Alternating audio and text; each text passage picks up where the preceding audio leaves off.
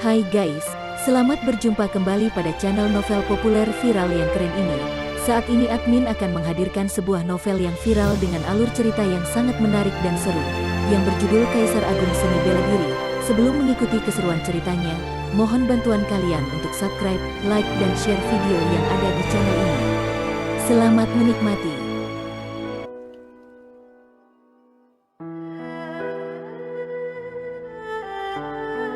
Kaisar Agung Seni Bela Diri, Bab 58. Kepala Serikat Berburu di Kota Awan adalah seorang pria tua dengan rambut beruban dan janggut putih. Dia mengenakan jubah hitam longgar. Meski tua, matanya masih tampak cerah dan bermartabat. Nantian dan pemimpin Balai Seni Bela Diri King Yun segera berdiri dan membungkuk hormat. Kemudian, mereka keluar dari ruangan. Siu juga berdiri dan berkata dengan hormat, "Saya Luo Siu. Senang bertemu dengan Anda, Tuan. Aku Ye Xiangdo." Suara Ye Xiangdo tidak terdengar tua sama sekali, melainkan terdengar tegas. Matanya tertuju kepada Siu dan dia berkata, "Aku sudah tahu apa yang terjadi kepadamu. Aku dapat membantu menyelamatkan keluargamu dari Balai Seni Bela Diri, tetapi ada syaratnya. Apakah kamu siap dengan apa yang aku inginkan?" ucap Xiangdo tanpa basa-basi. Tanpa mengucapkan sepatah kata, Siu mengeluarkan buku manual seni bela diri dan meletakkannya di atas meja. Teknik kultivasi internal tingkat menengah peringkat ke-6, teknik vitalitas hijau. Sebenarnya, Siu tidak yakin dengan apa yang akan terjadi. Bagaimana jika Xiangdo mengambil teknik kultivasi tetapi tidak melakukan apapun? Bagaimanapun, Siu belum cukup kuat. Jika tidak, bagaimana mungkin dia mempertaruhkan nasibnya ke tangan orang asing? Saat ini Siu punya hasrat memiliki kekuatan yang belum pernah ada sebelumnya. Mata Xiangdo sepertinya bisa membaca pikiran orang lain. Dia mengambil teknik vitalitas hijau di atas meja, memeriksanya, dan berkata, "Nak, jangan khawatir. Serikat Berburu pernah menyelesaikan tugas serupa, dan bagi kami, reputasi adalah hal terpenting. Aku telah mengambil barangmu, karena itu aku tentu akan membantumu." "Tentu saja saya percaya kepada Anda, Tuan," ujar Siu. Xiangdo mengangguk dan meletakkan teknik vitalitas hijau. "Ini memang teknik kultivasi menengah peringkat ke-6. Selain menyelamatkan keluargamu, apalagi yang perlu aku lakukan untukmu?" Xiangdo menatap Siu sambil berkata, "Aku tidak akan membantumu dalam hal lain selain yang berhubungan dengan tugas ini. Serikat Berburu memiliki kredibilitas dan aturan. Menjalankan tugas serupa pasti akan menyinggung berbagai pejuang dan pasukan yang tangguh. Oleh karena itu, para pejuang tangguh dari Serikat Berburu juga memiliki batas dalam menjalankan tugas. Misalnya, tugas yang diberikan oleh Siu adalah membunuh tokoh penting di berbagai sekte, maka Serikat Berburu tidak akan menerimanya. Jika tidak peduli seberapa kuat Serikat Berburu, ia tidak akan bisa bertahan di dunia ini. Jika seseorang ingin membunuh saya harap Anda dapat melindungi saya dan keluarga saya." Siu membuat permintaan pertamanya. "Baik," Xiangdo mengangguk. "Setelah menyelamatkan keluarga saya harap Anda bisa mengantar mereka keluar dari Kabupaten Naga Awan," ucap Siu lagi. Xiangdo mengerutkan alis dan berkata, "Aku tidak dapat menyetujui permintaan ini. Jika itu adalah kamu, aku dapat menggunakan formasi transmisi untuk membawamu langsung ke cabang Serikat Berburu di wilayah lainnya. Tetapi persyaratan minimum untuk menggunakan formasi transmisi adalah basis kultivasi alam laut energi." Ekspresi wajah Siu sedikit berubah ketika mendengarkan penjelasan Xiangdo. Siu jelas mengetahui, kalau orang tua dan adiknya berhasil diselamatkan pun, mereka tetap akan berada di bawah pengaruh gerbang kebebasan jika tidak meninggalkan Kabupaten Naga Awan. Baik Fei Chen maupun Lu Liang akan dapat membunuh mereka dengan mudah. Tapi, aku bisa berjanji kepadamu bahwa aku akan melindungi mereka atas nama cabang dari Serikat Berburu di Kota Awan. Hanya saja, kondisi ini tidak lagi dalam lingkup tugas. Kamu harus membayar imbalan ekstra." Xiangdo berpikir sejenak dan berkata, "Kamu perlu membayar 1000 batu vitalitas peringkat rendah untuk melindungi keluargamu selama setahun." Siu tercengang. 1000 batu vitalitas tingkat rendah setara dengan nilai senjata perang tingkat manusia menengah. Namun bagi Siu, keselamatan orang tua dan adiknya sangat berharga. Oleh karena itu, tidak peduli seberapa mahal harga yang harus dibayarnya, dia hanya bisa setuju. "Saya membutuhkan Anda untuk melindungi keluarga saya selama 10 tahun, ucap Siu. 10 tahun akan menelan biaya 10.000 batu vitalitas peringkat rendah. Xiangdo tampak senang ketika mendengar ucapan Siu. Meskipun dia adalah seorang guru besar bela diri, dia hanya memiliki lebih dari 3.000 batu vitalitas peringkat rendah. Namun, dia tidak serakah. Ada banyak seniman bela diri di dunia ini. Ada yang serakah akan uang, serta ada yang menyukai uang dan memikirkan cara untuk mendapatkannya. Fei Chen merupakan jenis pertama, sedangkan Xiangdo merupakan jenis kedua.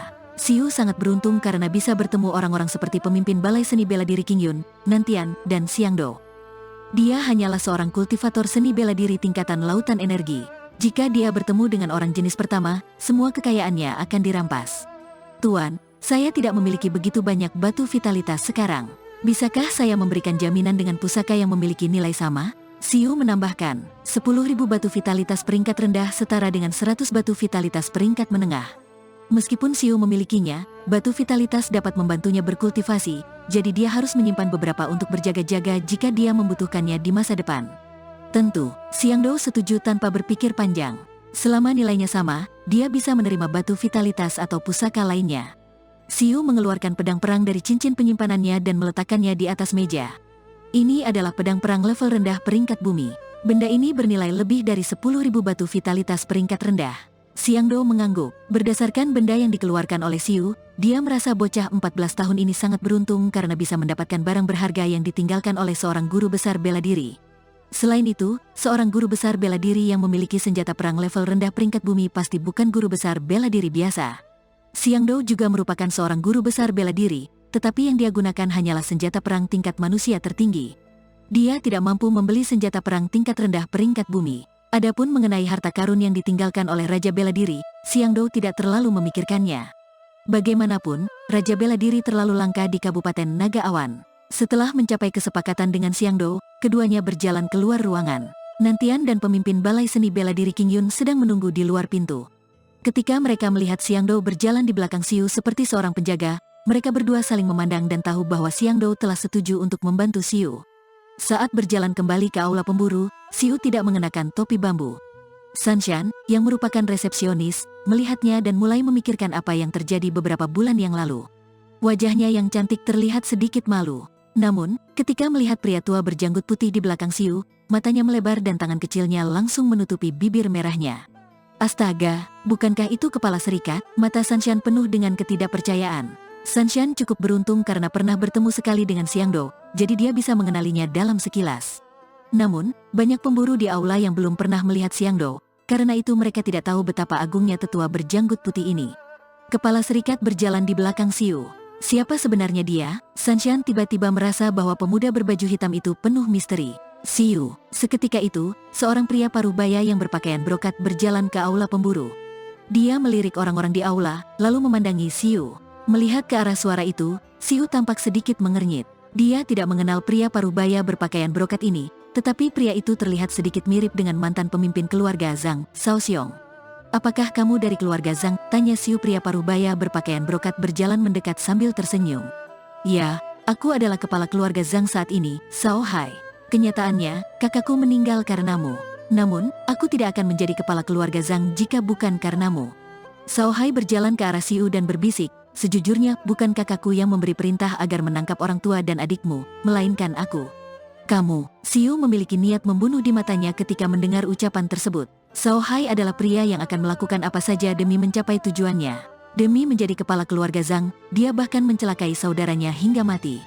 Pada awalnya, Xiu tidak berniat membunuh Cao Xiong, tetapi ketika dia mendengar bahwa keluarga Zhang telah memerintahkan untuk menangkap orang tua dan adiknya, Xiu mengira bahwa Cao Xiong yang telah mengutus seseorang untuk melakukannya. Lalu, Xiu meminta Master Balai Seni Bela Diri untuk membunuhnya. Jika bukan karena itu, dia tidak akan berselisih dengan tokoh keluarga Zhang dan berada dalam bahaya besar beberapa kali. "Jika aku bisa membunuh Cao Xiong, tidakkah kamu takut aku akan membunuhmu setelah kamu mengatakan yang sebenarnya?" ujar Xiu dengan dingin.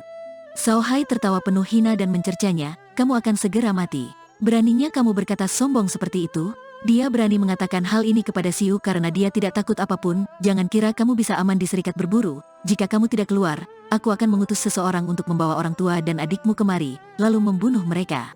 "Kamu pasti akan keluar," ujar Cao Hai dengan penuh kebencian. Mendengar ucapannya, Xiu menyipitkan mata dan ingin sekali membunuhnya. Kemudian, senyum sinis muncul di wajahnya. Dia berkata, "Kamu ingin aku keluar? Baik, aku akan keluar." Setelah menyelesaikan perkataannya, Xiu berjalan menuju gerbang serikat berburu. Xiangdou, sang guru besar bela diri, mengikutinya seperti bayangan dengan wajah tanpa ekspresi. Cao Hai kaget oleh tindakan Xiu, kemudian menyeringai. "Anak muda, kamu terlalu gegabah. Aku hanya mencoba memprovokasimu, dan kamu keluar begitu saja untuk mati." Di luar aula pemburu, sekelompok penjaga baju besi Cian tampak memegang pedang dan belati, dengan ekspresi membunuh di wajah mereka. Orang-orang berkerumun dan mendiskusikan alasan kenapa penjaga baju besi Cian ada di sini dan siapa dalang di balik semua ini.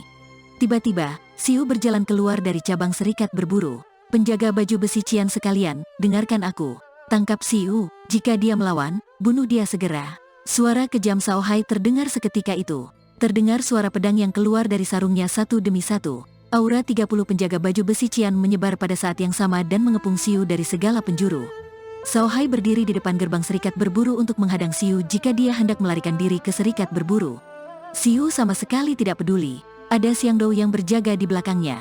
Jika Sao Hai menyerangnya dari belakang, Sao Hai pasti akan mati. Keinginan membunuh terasa sangat kuat di depan gerbang serikat berburu. Basis kultivasi setiap penjaga baju besi Qian berada di alam laut energi, tetapi mereka semua berada di bawah level kelima tingkatan lautan energi.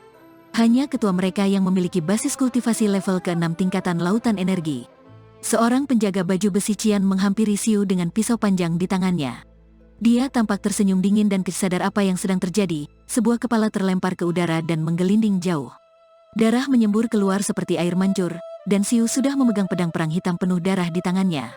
Xiangdou yang berdiri di belakang Siu, menyipitkan matanya. Sebagai guru besar bela diri, dia memiliki mata yang tajam.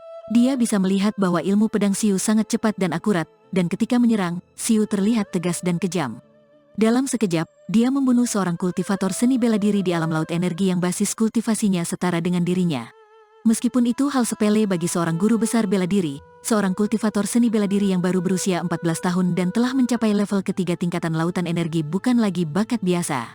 Setelah membunuh penjaga baju besi Qian, Siu bedak berhenti begitu saja. Niat membunuh telah melonjak di dalam dirinya, dan dia sudah tidak sabar untuk melampiaskannya. Setiap kali dia mengayunkan pedang, darah menyembur dan mayat jatuh ke dalam genangan darah. Tak satu pun dari penjaga baju besi Qian dengan basis kultivasi kurang dari level ke-7 tingkatan lautan energi dapat menahan serangannya.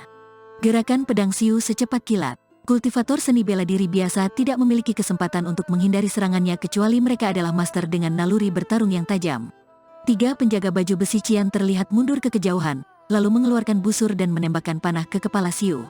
Namun, begitu dia mendekati Siu, seberkas cahaya pedang hitam melintas di depannya. Sebelum dia, matilah. Satu persatu penjaga baju besi Qian lainnya juga mulai melakukan aksinya, sehingga Siu tidak memiliki ruang untuk menghindar dari serangan. Pedang cahaya, Siu berseru dengan suara rendah dan menggunakan jurus ilmu pedang cahaya kilat. Lalu, cahaya pedang hitam melesat di udara dan memotong ketiga anak panah yang terbang ke arahnya. Kemudian, tubuhnya terpelintir dan serangan dari sejumlah penjaga baju besi Qian jatuh pada saat yang bersamaan dan hanya menyisakan sebuah bayangan. Pedang fatal, suara dingin terdengar seperti bisikan dewa kematian. Aura pedang hitam terbang keluar dari pedang bayangan di tangan Siu. 4 penjaga baju besi Qian tewas di tempat dengan darah berhamburan. Tidak akan ada belas kasihan atau kebaikan di dalam pertempuran hidup dan mati. Siu mengerahkan keterampilan gerakannya dengan seluruh kekuatannya, dan 7 bayangannya pun muncul.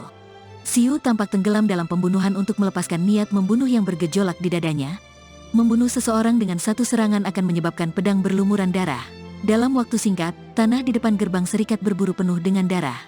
Selain itu, ada anggota badan dan lengan yang patah di mana-mana seperti di neraka. Kerumunan yang hendak menonton pertunjukan demi kesenangan terlihat mundur ke kejauhan, dan wajah semua orang penuh dengan kengerian.